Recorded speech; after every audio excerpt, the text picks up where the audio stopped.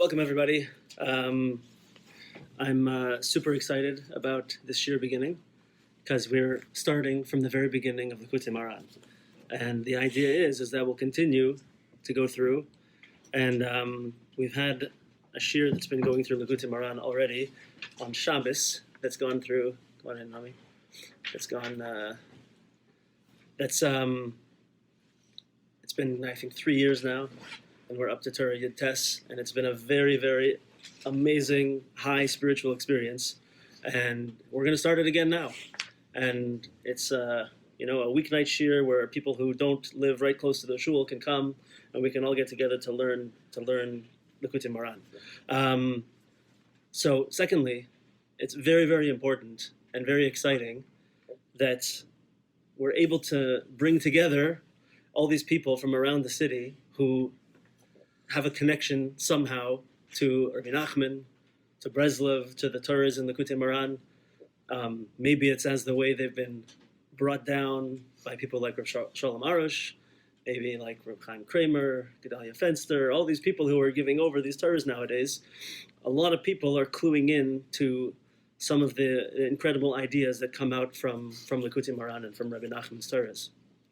And one of the most important things that we want to accomplish over here is to bring all of us together and give us the opportunity to learn together and to connect together with all of these ideas as well. So, having said that, I just want to give a tiny bit of background about Rebbe Nachman and a few points about his greatness. This shiur will have a little bit of introduction, more so than usual. And by the time we get to next week's shiur, we'll already be moving, and there'll be a lot more from the actual Torah itself. So we all know that the founder, let's say, of the movement, which we now call Chassidus, was the Baal Shem Tov. And the Baal Shem Tov brought an incredible, incredible light into the world. What did the Baal Shem Tov do? We know if we go back to the first big revelation of Kabbalah, that was with Reb Shimon Bar Yochai, with the writing of the Zohar. And that was the first time that the deeper Torah, the penimius haTorah, the inner dimension of Torah, was brought into the world in a revealed way. And many, many hundreds of years later, the Arizal brought more of that into the world and revealed more, and took the system that Reb Shimon Bar Yochai had brought down in the Zohar and put it down in a way that we were able to understand all of the difficulties in the Zohar and put it down in a system that was able to show us the deeper dimension of existence, the deeper dimension of Torah, and he really revealed it to a much greater extent.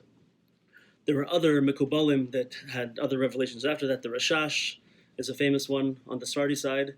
But the Baal Shem Tov came and did something very, very, very special. What the Baal Shem Tov did is that he saw that the world was lacking a certain type of connection to the Ribono Shel Olam. The world was lacking a heart connection, a real practical connection to the Ribono Shel Olam, and that life was hard, and people weren't able to learn the depths of Torah, and they weren't able to connect on a really deep way. And the Baal Shem Tov brought the idea that every person could connect to HaKadosh Baruch Hu in a very, very deep way. He brought Kabbalah into a practical existence. He brought a daily, inspiring, deep connection into the world.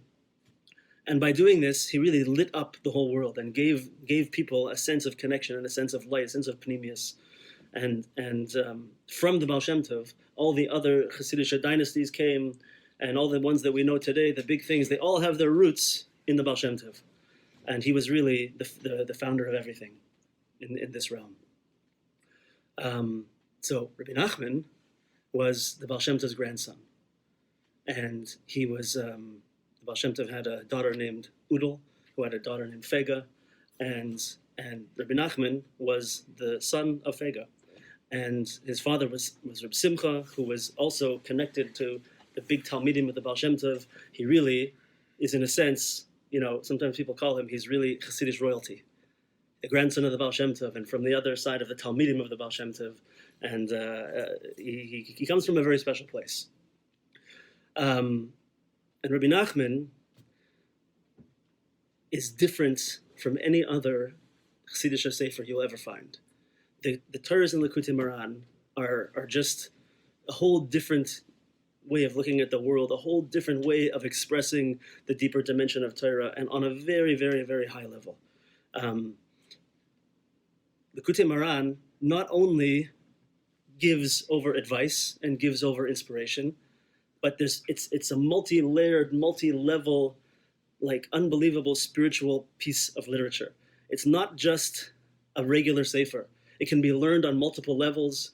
It can be, you can take out simple things out of it. You can learn the deepest things out of it.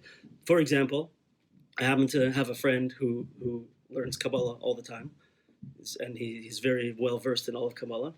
So he told me that if he was giving a shiur in Likutei Moharan, every line would be a whole explanation in Kabbalah, because it's written in a way that it's spanning different levels of existence and different levels of depth and understanding.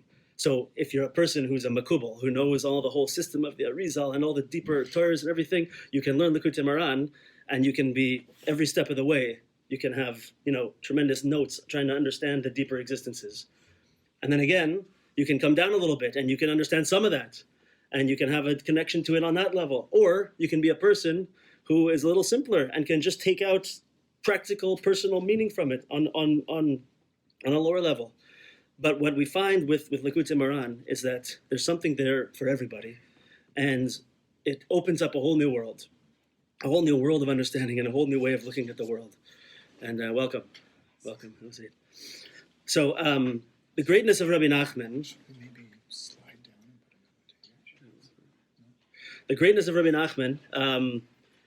A few little points I wanna bring out from different sources, just so we have an idea of what we're talking about over here. So there's a story in one of the introductions to Likutei Moharan, and it's a story of one of Rebbe Nachman's talmidim went off on a trip somewhere into like I think the Turkey, kind of the more eastern areas, and he was traveling to a certain town, and so he went there and he wanted to find a place to stay while he was in this town.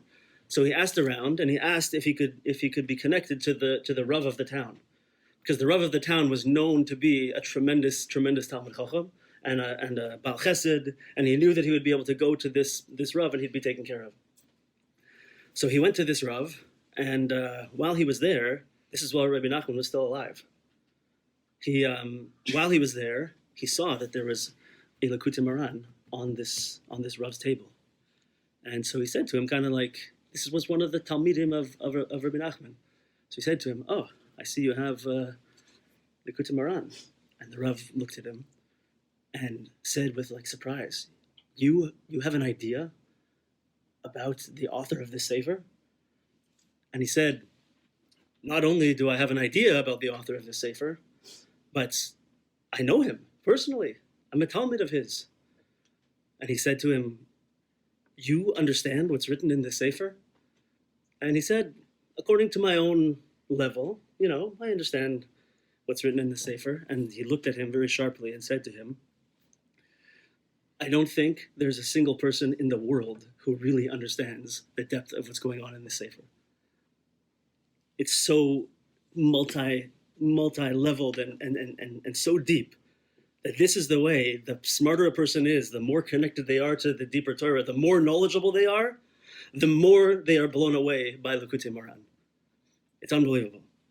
So I maybe some of you know Rav Dror. He's a speaker, and he speaks a lot on Emunah, right? So he came here and spent some time with us in the shul over here, and he told me that he personally met the shamash of the Baba Sali, and that he told him firsthand, it's now secondhand, but he told him firsthand that this is one of the Sfarim that the Baba Sali always had beside him. He always had a Likutei Moharan beside him. The holy Baba Sali, right? The biggest makubal of the past generation. He always had a Likutei Moharan beside him. There's different versions of the story. Some people say that he would even put it on top of a chumash, but we don't need to go there. I don't know if everyone here has probably heard of Rabbi Tatz, right?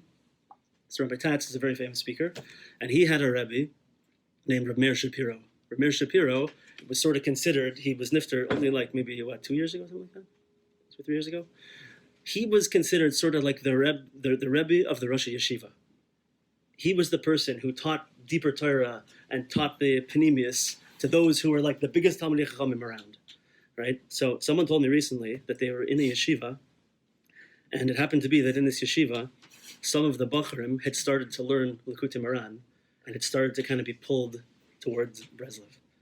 And the yeshiva was a very old, established, like, we have our way of doing things yeshiva, and they didn't want their boys going out and starting learning Hasidus and Breslov Hasidus, probably in particular, right? And so they brought in Rabbi Meir Shapiro, the great Rabbi Meir Shapiro, to try to discourage the boys from learning Likutei Moharan.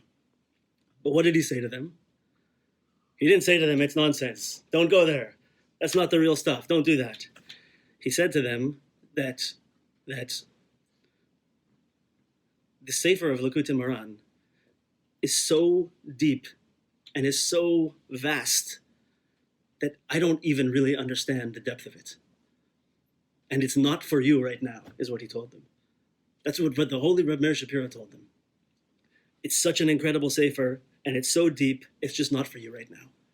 This is, of course, not the way that Rebbe Nachman wants us to view this Sefer. Rebbe Nachman wants everybody on their level to be able to take something from it. But this is what Rebbe Meir Shapiro said. A couple of quick stories, also about the greatness of Rebbe Nachman. This is a story about the famous Belzer Rebbe, Rebbe Yisachar Dov from Belz. The story goes like this. This is, by the way, this is a sefer called Shiur Shel Tzaddik, the praises of the Tzaddik. This whole entire sefer is all things that amazing, unbelievable people have said about Rebbe Nachman and about Likutei Moharan. This is just a couple, two little stories from here. So it says like this.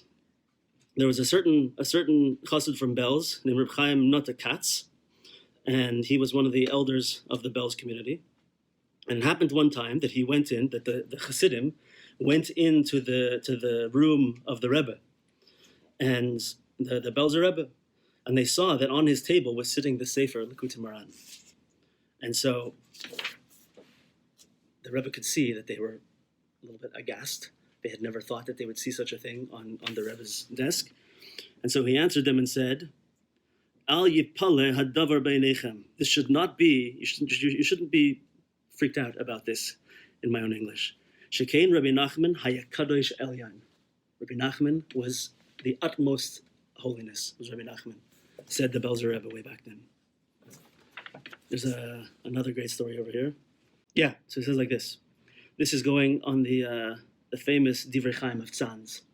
So the Tzanzer dynasty is really one of the Hasidic dynasties where a lot of the other Hasidim have broken off. It's one of the main channels in the Hasidic world.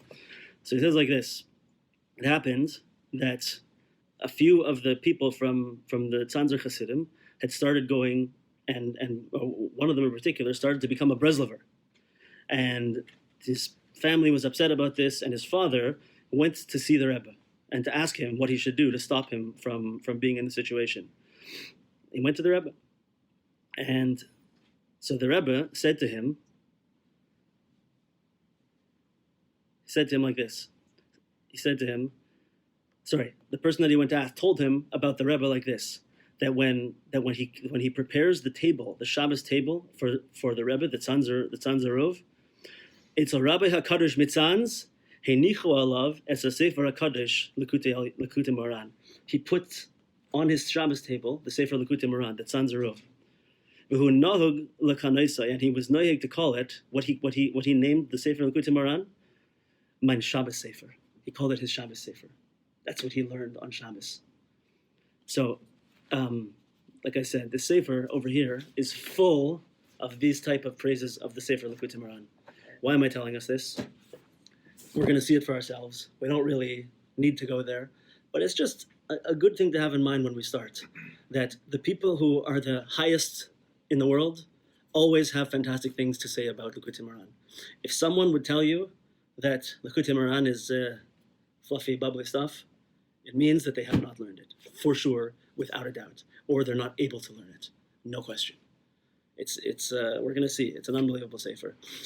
So we're here and we're starting from the beginning, and we're going to see the words of Rebbe Nachman.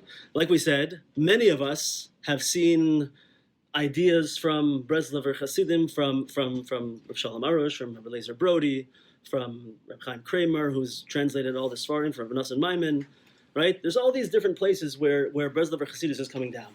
And we see that Rav Arush is teaching all the time about Emunah and different aspects of Emunah, and thanking Hashem for everything that comes to us and ascribing everything to Hashem. And we see all these amazing ideas. But what we're going to do is we're going to go and we're going to see the actual words of Rabbeinu. We're going to see in Likutei Moharan, and we're going to try and understand and find out where these things come from. There's a few ways that the Torahs in Likutei Moharan are written. Some of them are short and more kind of simple, just like advice, right? That are kind of easy to get through, or they're easy to see at surface level. Others are very long and complicated and bring every aspect of Torah, from Zohar and Kabbalah and Gemara and Mishnah and Nach and Chumash, everything together, and show how everything is interrelated, and bring it all together and in an absolutely mind-blowing way. And I always like to call it gives us tremendous brain explosions because it's so unbelievable, right? And so this first Torah that we're going to start with is somewhat in the middle. It's not so long, and it's got some amazing things, but Rebbe Nachman is going to ease us into it. So the first Torah, before we start it, just one more thing. The derech that we're going to try to do this shiur in is in order that we should try to be able to stay on track and cover some ground and understand things that we're doing and get through a decent amount every day, every shiur. We're going to try to avoid too many comments and questions. If it's something that you must have for simple understanding, please ask and make sure that we understand it properly. If I'm not being clear especially, let's make sure that we understand. But if we can try to save comments and questions as much as possible to the end, so the people who we're recording for also will be able to have a hemshech and an easier experience, that would be great. Okay? Comments are invited if they're on topic and if they're necessary. Let's just try to stay somewhat on topic if we can. Any questions before we start? Okay, let's do it. Okay, with his kashrus to Rebbe Nachman of Breslov, and all the tzaddikim, let's go. Can we just learn in honor of Rav Shlomo for some reason? Absolutely. Menachem Mendel ben Meir. Okay, so we're learning for Refuah Shleima for Menachem Mendel ben Meir, and also Leilias Neshama, Chaim Kramer's daughter. Do you remember what her name is? China. You got it? Yeah. Fortunately, Reb Chaim Kramer's daughter was nifter last night, I think. Yeah. After a significant battle with a terrible illness. So, yeah. China Rachel. I'd say the best. Bas. David Yehuda. Okay. Okay, China Rachel, Bas, Reb Chaim. Yes. Chaim Menachem, Bas Reb Chaim Menachem. Her neshama should have an aliyah, and he should have a refuah shleima. Okay, so the Torah starts with this pasuk. Ashrei Samimei Darech HaHolchim B'Toras Hashem. This is the first line in Tehillim Kuf Yud Tes, which is we'll come back to that. Ashrei Samimei Darech HaHolchim. This is the first line in the Tehillim Kapitel Kuf Yud Tes, which is the longest chapter of Tehillim, which has goes through each letter of the Aleph base 8 times, I believe, and comes out with 176 psukim, which happens to be the same length as the Gemara Bava Basra, the number of daf in the longest tractate in Gemara also. And it connotes an all-encompassing idea. Ashrei Samimei Darech, fortunate, happy are those people who are Tamimei Darech. Tamim has 2 connotations, one of being perfect and complete, and one of being simple. An important idea that we're going to see over and over again in Rebbe Nachman's Torahs is the idea of simplicity. Simplicity being so important. And perfection, completeness, shleimus, haHolchim B'Toras Hashem, that walk with the Torah of Hashem. They live their lives with the Torah of Hashem. We're going to keep that pasuk in our minds, and we'll come back to it at the end. Zok Rabbeinu Hazai. Da. Ki al yedei haTorah niskablim kol hatefillas v'kol habakashos she'anu mevakshim u'mispalalim. A person should know, a chiddush, that it is only through the Torah that we learn that all of our tefillas and our bakashos, all of the prayers and the requests that we ask the Ribono Shel Olam are answered. V'achein v'achashivu shel Yisrael, and the chen. Chen is a word that usually is translated as grace or favor. What does it mean? A person of chen is a person, when a person has chen, it's the person that you want to be around. When you talk to them, you want to hear what they're saying, right? They have charisma. They have a certain light that when you see them, you want to be with them. They're that type of person. Charm, that's a good word, charm. Charm, charisma, grace, right? And chashivus, the importance, the importance of Yisrael, the chen and the chashivus of Yisrael. Nis'ale v'nisroimam bifnei kol mi shetzrichin. The importance and the chen of the Bnei Yisrael goes up and is lifted above all of the other people who need things in front of Hashem. It's only through our Torah that all of our bakashas, all of our tefillas are answered, and our chen and our chashivas gets lifted up higher than everyone else through our Torah. Hein baruchani, hein begashmi, whether we're talking about our requests and our davening in ruchnius and in gashmius, our spiritual prayers, our physical prayers. Ki achshav b'avonoseinu harabim chen v'chashivus ha'amiti shel Yisrael nafal. Because now, unfortunately, because of our transgressions of the past, the many transgressions of the past, the chen and the chashivus ha'amiti shel Yisrael has fallen. The real chen and the importance of the Jewish nation has fallen, is down. It's gone. Look around the world. You don't have to look very far at all nowadays. It's worse than it's been in a long time. You look around, and no matter what you're talking about the state of Israel, whether you're talking about Jews in individual situations, we are not looking good in the world right now. We don't have chen. People don't look at us and have this idea that, oh, I want to be with them. I want to be on their side. We're not hearing a lot of that these days. The chen is not by us. The chashivas is not by us, right?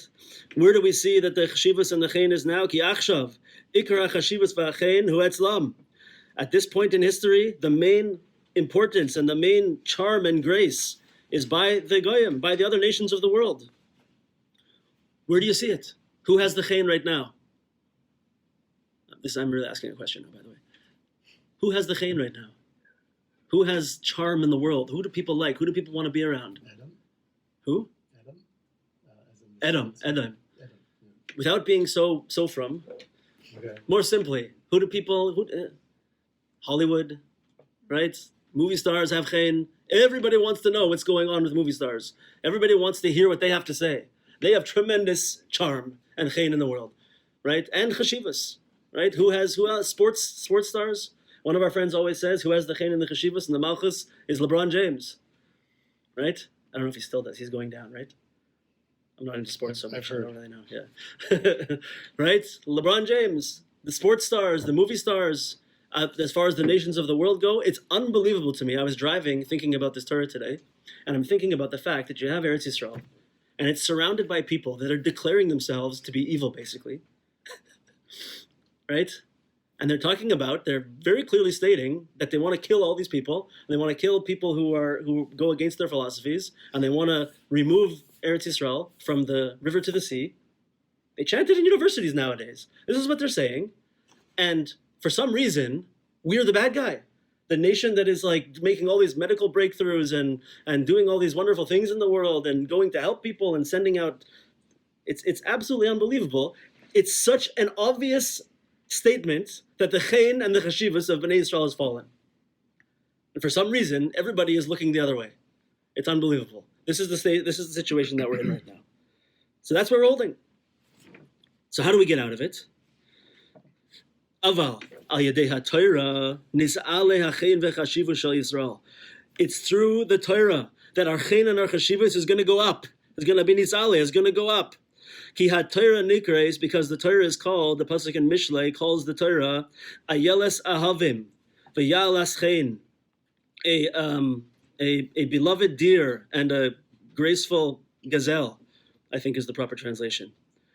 What does that mean? If you look at the second word, vayalas chen, for a graceful gazelle, it's the words ya'alas, to raise up, chen, to raise up the chen. The Torah itself, this pasuk is referring to Torah, and it calls it ya'alas chen. It calls it the thing that brings up chen. It brings up the charm and the grace and the splendor of the Jewish people. Shama lechen alimdeha. It brings grace and it brings chen to those who learn it. And once we have this chen, once we've brought ourselves to this level, that's how our tefillas and our bakashas are answered. Make no mistake, Rabbeinu is telling us there's one way that our chen is going to go up. There's one way that our prayers are going to get answered. There's one way that our chashivas and chen is going to go up in the world, and that's through the Torah. It's not going to be from developing the next vaccine, although it's great. It's fantastic stuff, right? It's not going to be from changing different aspects of human rights in the world, which is often very good things. There's one thing that's going to do it, and it's the Torah that's going to do it. Because you can see, we're doing a lot of that stuff, and it's not working at all. Right? The Torah is the thing that's going to do it. The Torah is what makes the Jewish people. The Torah is what raises up our chen. So he says weiter now. By the way, this idea is the main, I would call it, it's like the thesis statement of this Torah. And the rest of the Torah is going to be now explaining the mechanics of how this works and how it happens. And the next part, by the way, is a song by Rebbe Nachman. If anybody is familiar, this album that he made that has the famous Shir Mala song on it. So it has a bunch of songs that go after the first, I think, 10 or 12 Torahs in the Likutei Moharan. This is the one. Ki ish I'm not singing it, by the way. Ki ish ha'Yisraeli tzarich tamid lehistakel be'aseichel shel kol davar. Because a Jew must always look carefully to the seichel, the wisdom of everything. And he has to connect himself to the wisdom and the seichel of everything. What does this mean? Everything you come in contact with. Everything in the world. Any object, any machine, any piece of food, any naturally existing tree, a person, whatever you see, a Yid must always look to find the deeper wisdom in the thing that he's coming in contact with. So what could that mean? Let me read a little bit more and then we'll give a few examples. In order so that the wisdom that's intrinsic in this thing should illuminate for the person, should light him up. To bring him closer to Hashem through this thing. Ki ha-seichel hu or gadol. Seichel. How do you translate seichel, by the way? I'm not saying wisdom. Intelligence. Very good, David. Intelligence is a tremendous light. Umeir lo b'chol derachav, and it will illuminate for a person in all his ways. In other words, we like to talk about often the way the world is nowadays. It's mamish darkness. It's so confusing and so cloudy. There's so much going on, and we're pulled every kind of different way. And we're pulled by TV, and we're pulled by internet and social media, and it's impossible to find truth. Everyone's talking about different things, and everywhere you look, something else is going on, and this person's on this side, and this person's on this side. You can't find truth. You can't find clarity. There's no free time. No one has any time to do anything. It's all one big bilbul, one big confusion is the world we're living in. But the seichel, if we're able to step back and we're able to use wisdom and intelligence and to see that in everything that we come in contact with and look at things deeply, right? What do we do nowadays? We're swiping all the time. We're just looking at things very quickly. And there's so many things that we're bombarded with. We're not stopping to look at things and really think about them. Really pay attention to the wisdom of everything. When we apply our wisdom in this way, we light things up and we light up the truth of things. We light for ourselves a path that we can see down, that we can see through the darkness, see through the matrix, if you know the comparison, right? Seichel is an or gadol, umeir lo b'chol derachav, kamoy shekasev, like the pasuk says in Koheles, chachmas adam ta'ir panav. The wisdom of a person lights up his face. I heard Rav Nosson Maimon said that what Rabbeinu is doing over here is that he's using the word, teaching the word panav, not as face, but as like lefanav, right? The chachma of a person lights up panav, lefanav, in front of him. Panav can mean face, panav can mean in front of, panav is connected to inside also, but the wisdom of a person lights up in front of him. Okay, so let's pause there. And let's think about this for a second. I want to give a few examples because there's multiple levels at which we can try to use seichel, to see the seichel which is in everything, right? So let's think, for example, you have hashgacha pratis, right? We can look around the world and we can try our best to always try our best to understand that Hashem is behind everything. And to see that the Rebbe Shalom is running the world. And sometimes we get a tremendous illumination from this. When we get to see something and it blows our mind. We're like, wow, I can't believe what happened. I did this thing, and because I did that, then this other thing happened. And only because of that did this happen. And I didn't want to be there, and I wasn't happy about being there. But when I was there, it did something to me that made this happen, and it was amazing. And I saw that Hashem had to lead me that way in order to get this way. Putting things together, we run into people and we have these amazing things happen. Hashgacha pratis, divine providence, personal divine providence. This is one level where we can look and we can see Hashem in the world. And we can understand that there's something deeper going on, right? It's not just happenstance, chas v'shalom. That's one level. Now another level is, I'm going to give two more small examples. This is a little bit more of what I think Rebbeinu is referring over to here, but only on a very, very low level. So we all know that there's the concept of the Kabbalistic universes, right? And there's a deeper existence to the world, and there's multiple infinite levels of existence between us and the infinity of the Ribbon Shalom, right? And it's a whole mystical world. All Kabbalah really is, in a nutshell, is basically the map of how do you get from the infinite nature of the light of the Ein Sof, the unending infinite light of Hashem, down to our finite world through many different steps, right? So as we navigate our way through these different levels of existence, we have deeper understandings of things. So one of the ways that we see this is through the Hebrew alphabet. The Hebrew aleph base is a clue. It's our connector into the deeper understandings as well. So we can see something very simple. This is an easy one. So when someone speaks in Hebrew, what do we say the word is? They're medaber. They're medaber. They're speaking, right? So if you look at those letters. Someone's speaking. They're talking.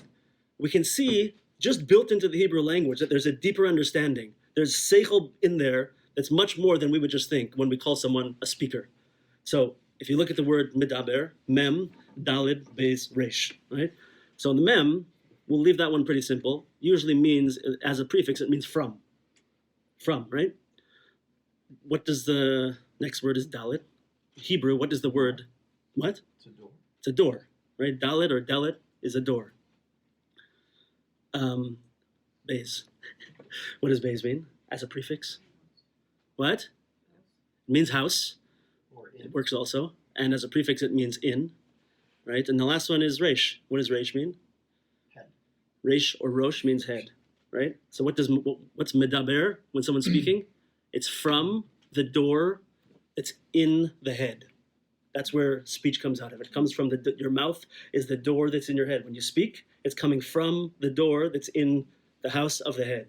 That's medaber. That's just a little tiny peek where you can see there's a little bit of a deeper wisdom built into the world around you. And if you would think about this, every time someone talks, you're living on a slightly more elevated level, right? That's what a medaber is. In the Torah that we're learning in Shabbos afternoon now, Torah Yud Tes, Rabbeinu explains this concept that someone who gets to a tremendous level of righteousness and a tremendous level of understanding and is able to shed a lot of the physicality of this world is able to see in the world what we like to call the source code of existence. Meaning what? Has everybody seen the movie The Matrix over here?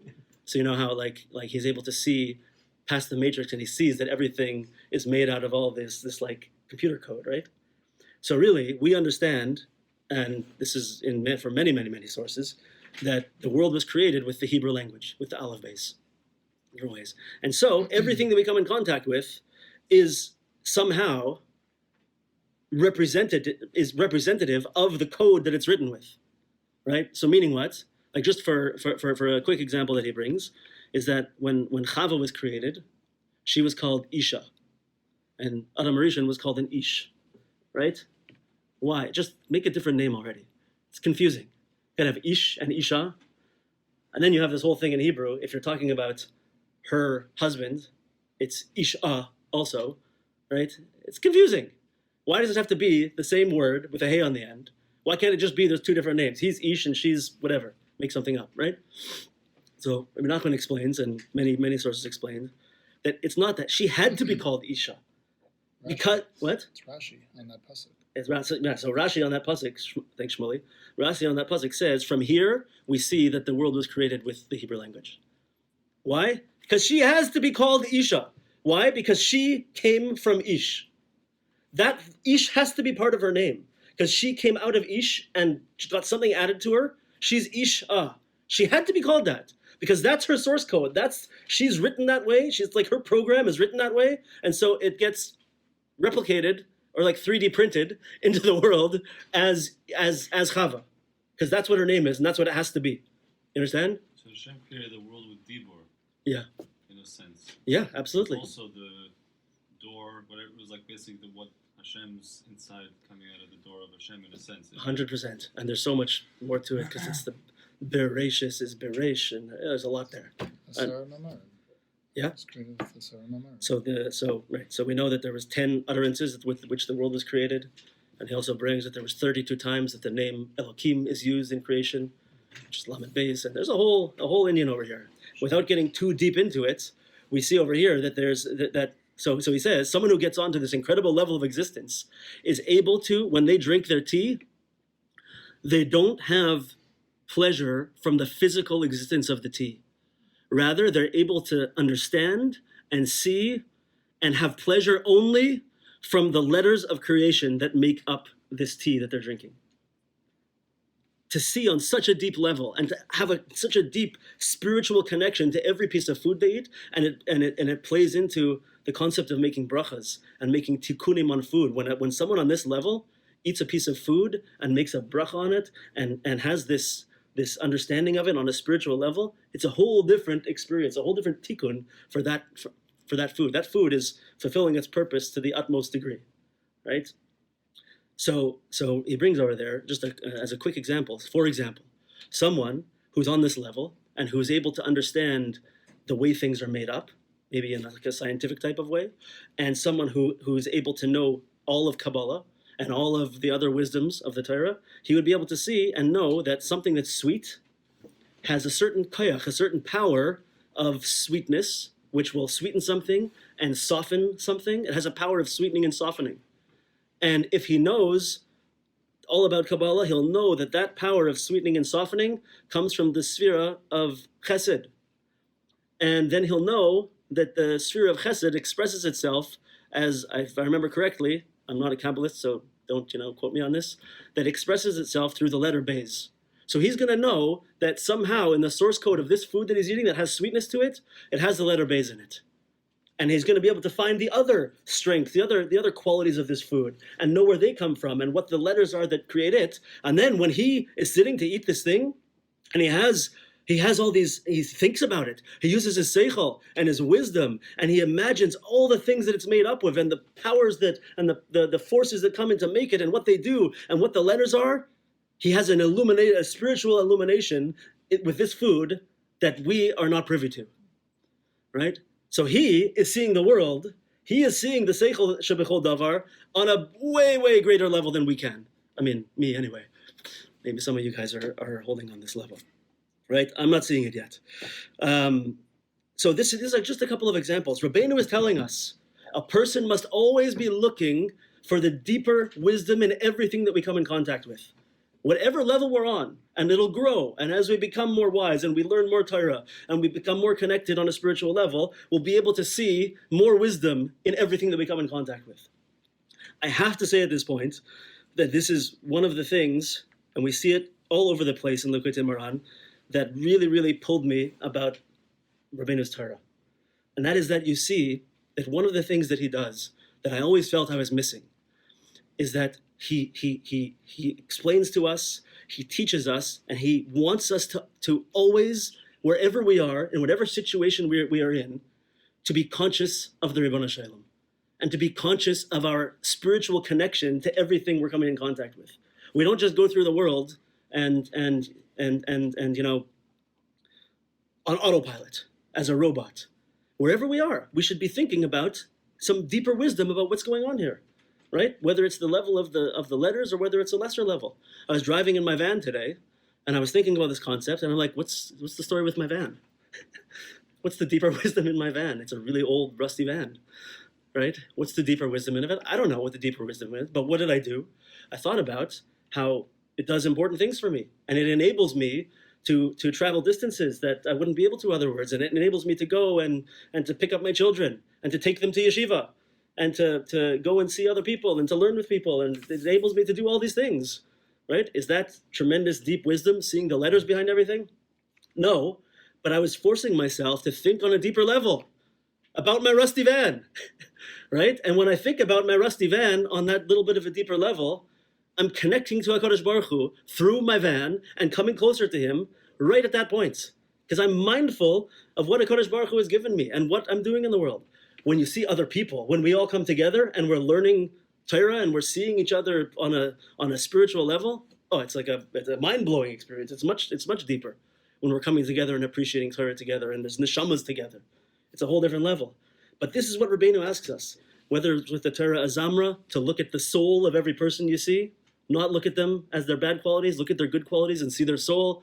Whether it's the idea that if you appreciate and understand that everything that happens to you is for your good, then you're living in a bechina of olam haba. You're living a type of olam haba, type of existence.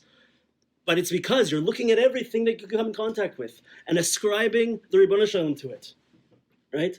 This is one of the koiches of Rabbeinu. This is one of the things that he does. He helps us to live every part of our life connected to Hashem.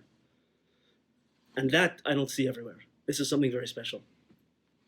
So this is what he wants us to do in the first Torah. We always have to look for the deeper wisdom in everything that we see, everything we come in contact with. And by doing that, it's going to help to light us up. Everybody with me? Yeah? Okay, we should merit to be lit up. Okay, so we're going to go into now the personification of wisdom, Chachma and Seichel, in our avos. It says weiter, V'zeh b'chinas Yaakov. This idea of Chachma and Seichel is really the aspect of Yaakov Avinu. Ki Yaakov zacha l'b'chayra. Because Yaakov merited to have the b'chayra, the firstborn, what's it called? Birthright? Firstborn birthright? Yeah, firstborn birthright. Which is called Rashis. Firstborn, b'chayra, Rashis also means first. We have to stop and we have to think, why did he have to go through this big trouble to get the b'chayra? What did it do for him? Like on a deeper level, I'm saying. Right? Did you ever wonder that? Why did he go through this whole plan of dressing up like Esav and going through this whole thing in order to steal the firstborn birthright? Like what? He didn't realize already that he's the spiritual one and he's the Yaakov and you know all the descendants are going to go through him? He had to get this birthright thing? Like what does it even mean? He's going to get extra Yerusha? He's going to get a few more dollars? What's pshat? It's strange, no? So there are answers on the simple level. But on a deeper level, why was he going for the Bechara, the Rashis? What was Yaakov's whole existence? Rashis is Bechinas Chachma. Rashis, the word Rashis is connected to the concept of Chachma. And he's bringing from the Zohar here, which we'll explain in a second. But Kamosha Kosev, like the Pasuk says, if you don't want to go to the Zohar so quickly, the Pasuk in Tehillim connects the two concepts. And everyone says it in the Siddur every day. Rashis Chachma. The concept of Rashis, the concept of the first, is connected to the concept of Chachma, of wisdom. How do we see this in Kabbalah? A little bit of minor Kabbalah. We know that there's 10 spheres in the world of Kabbalah, right? What's the top one? What's the first one in most counts? It's Chachma. It's Chachma, right? You said Kesser? Yeah, see, it's because you're a Breslover. Kesser. Sometimes it starts with Kesser and goes Kesser Chachma Bina, and sometimes it starts with Chachma and goes Chachma Bina Das. There's all different kinds of reasons why it might do that. But the first of the spheres is Chachma. And we see that in the creation, that really in Atzilus, everything had to come in the first place from Chachma. Everything had to start with Chachma. And everything that will ever be in existence first comes from the level of Chachma of the highest world of Atzilus. But then, on the other side, you have Malchus, which we're going to get to afterwards. But the point being over here, the sphere of Chachma is the first, is the Reishis. The Tehillim itself connects the two concepts, Reishis and Chachma. Reishis Chachma. There's a sefer called Reishis Chachma, right? And we say it every day, Reishis Chachma. This is what Yaakov was going after. This is what Yaakov's whole desire for. This is on a deeper level what Yaakov was going after with the Bechira, with the firstborn, with the Reishis. He was going after the Chachma. Yaakov needed Chachma. V'zeh bechinas vayakveni zeh pa'amayim. You don't feel strong enough yet that Yaakov is Chachma? Let's see like this. The pasuk says in Bereshis, vayakveni zeh pa'amayim. Talking about Yaakov, he Yaakoved me. It's literally what the verb is. He Yaakoved me 2 times. What does it mean? No, it doesn't mean. That's not what he's trying to say. He Yaakoved me 2 times. What does the Targum Onkelos translate vayakveni as? Targum Onkelos, v'chakmeni. He chachmed me. He chachmed me twice. The name Yaakov, Yakveni, is translated as chakmeni. Yaakov is translated by Targum Onkelos as chachma. He outsmarted me 2 times. That's what the pasuk. That's how Onkelos is translated by Yakveni. Chachmeni, zeh pamayim. It's the bechina of double, of 2. Two Bechira. Bechira gets double portion. Oh, okay. I mean, I think Pashat Pshat is it's Pamayim is from the Bechira and the Bracha. But he outsmarted me twice. But he's showing that Chachma is the same bechina as Reishis as Bechira. So V'chakmeni, it's both. Zeh Pamayim. But he's translating Yaakov. The name Yaakov, what's Yaakov? Yaakov's essence is, he's a shtik Chachma. He's a piece of Chachma. His whole existence is wisdom. Says the Targum Onkelos. We have that Reishis Chachma, we have the first sphere is called Chachma, and Yaakov is going after the Bechira. And then we have that the Torah is calling it Vayakveni Zeh Pa'amayim. He outsmarted me. He Yaakoved me twice, right? And the Targum Onkelos says V'chakmeni. He Chachmed me twice. Yaakov is Chachma. Everybody with me on that? I'm going to keep the steps here. V'zeh bechinas shemesh.